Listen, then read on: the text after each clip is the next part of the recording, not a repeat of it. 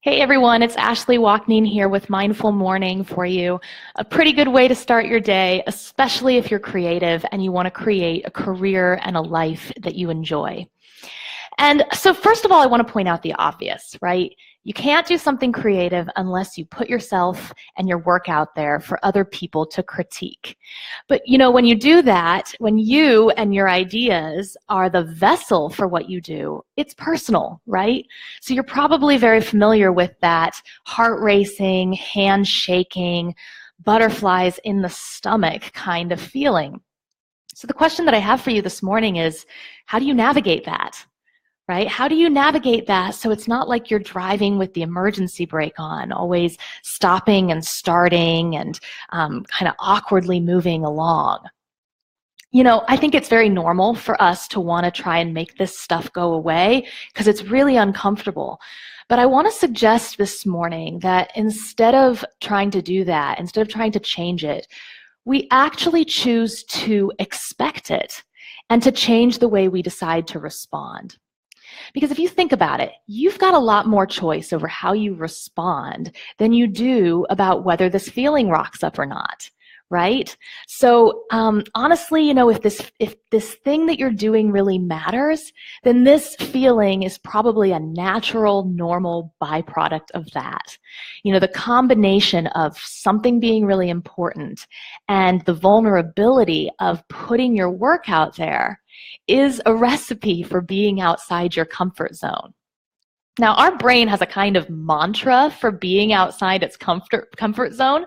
When it's outside its comfort zone, it kind of tends to go, survive now, we'll argue about it later, right? So you can argue with yourself until the cows come home, and you can try and rationalize this feeling however you want, but my guess is that if you go back and look at your experience, you'll find that regardless of what you try, when you get in that situation, if you feel outside your comfort zone, that feeling inevitably shows up. But what if we just didn't argue with it anymore? What if we just did our work, feeling however we were feeling, and just were able to do that and do our best anyways? Would you be willing to have that heart racing, hand shaking, butterflies in the stomach kind of thing if you could learn how to do it? If the answer is yes, then I've got 3 ideas this morning that you can take away and practice. And the first idea is to actually give this feeling a new name. Something less of an existential threat, right? Something like you can name it whatever you want. Name it something like the word peaches. I don't know. I'm just being silly. But, the point is that language is really, really powerful. When you get that feeling and your brain labels it as nerves or anxiety or fear, it inevitably makes you want to tense up. So you want to give it a new name, something that feels less of a threat, that you can acknowledge this feeling when it shows up and be a little bit more welcoming to it.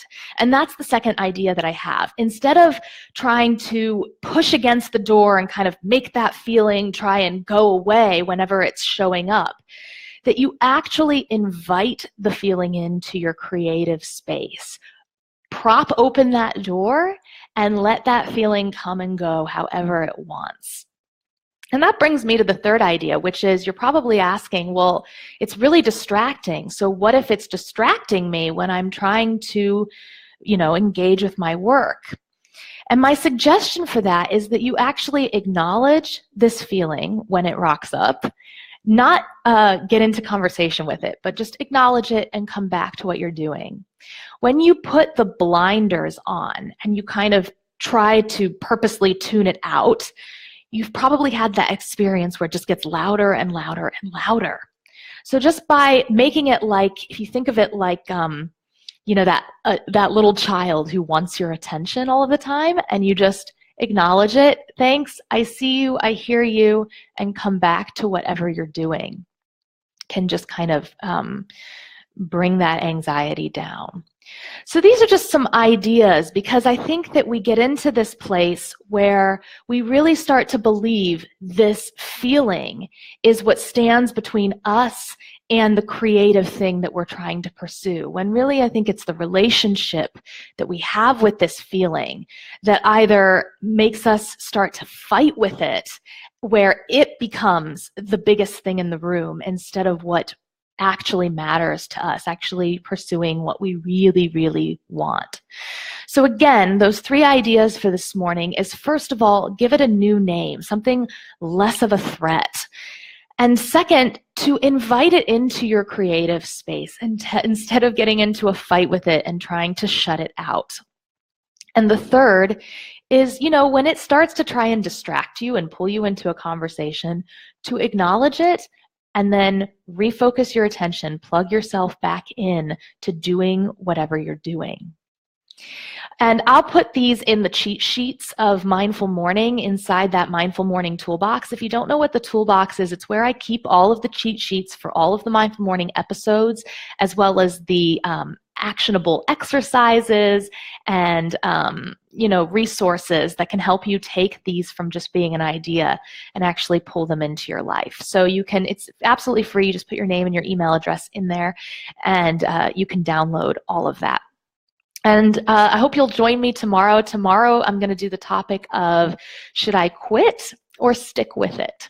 So hopefully you enjoyed this and you'll come and join me for that one. And if you liked this, then please leave a comment, write a review, share this with other people.